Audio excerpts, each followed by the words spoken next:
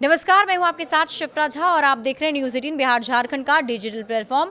राजधानी दिल्ली के लाल कटोरा स्टेडियम में कांग्रेस पार्टी द्वारा ओबीसी भागीदारी महासम्मेलन का आयोजन किया गया था और इस महासम्मेलन में कांग्रेस अध्यक्ष मल्लिकार्जुन खड़गे, कर्नाटक के मुख्यमंत्री सिद्धरमैया, लोकसभा में नेता प्रतिपक्ष राहुल गांधी, राजस्थान के पूर्व मुख्यमंत्री अशोक गहलोत समेत कई दिग्गज नेता शामिल हुए। सभा को संबोधित करने के दौरान राहुल गांधी ने कहा कि अब ओबीसी की लड़ाई उनकी प्राथमिकता होगी। तेलंगाना की जाति गणना को उन्होंने सियासी तूफान बताया। साथ ही उन्होंने आरएसएस को ओबीसी का सबसे बड़ा दुश्मन बता दिया। लोकसभा में विपक्षी नेता राहुल गांधी ने स्वीकार किया कि ओबीसी समुदाय की समस्याओं को वो समय रहते नहीं समझ पाए और ये उनकी सबसे बड़ी राजनीतिक भूलों में से एक रही। उन्होंने कहा कि अगर मैंने ओबीसी की पीड़ा यूपीए शासन के दौरान समझ ली होती तो उसी वक्त जातीय जनगणना करा दी होती। उन्होंने कहा कि उन्हें दलितों, आदिवासियों और महिलाओं के मुद्दों को समझने में समय लगा, लेकिन ओबीसी की स्थिति को उन्होंने देर से पहचाना है। मैंने मनरेगा, खाद्य सुरक्षा कानून, वन अधिकार कानून जैसे मुद्दों पर ठीक काम किया, लेकिन ओबीसी को लेकर मैं चूक गया। ये बातें राहुल गांधी ने कही।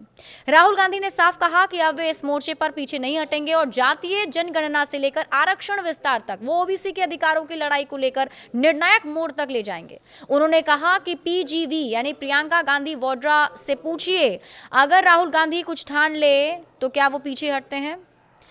राहुल गांधी ने कांग्रेस शासित तेलंगाना सरकार की जातीय जनगणना को तूफान बताया और कहा कि उनके आंकड़े चौंकाने वाले। तेलंगाना के कॉर्पोरेट दफ्तरों में कितने ओबीसी, दलित, आदिवासी हैं, ये एक मिनट में सामने आ जाता है।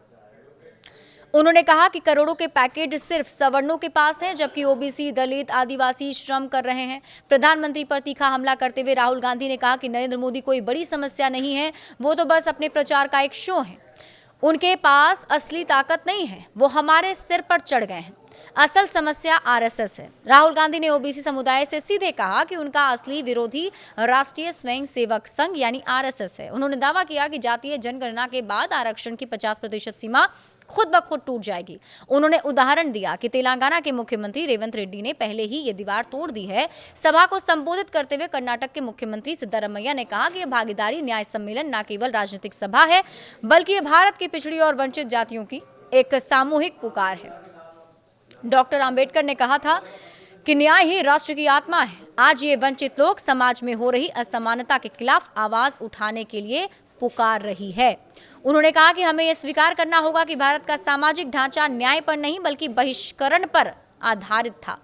जिन्होंने ये देश बनाया, हमारे उत्पादक वर्ग जिनमें अधिकांश पिछड़े वर्गों से हैं, उन्हें शिक्षा, भूमि और नेतृत्व से वंचित रखा गया। उनकी मेहनत का सम्मान नहीं बल्कि सामाजिक जंजीरों में जकड़ दिया गया।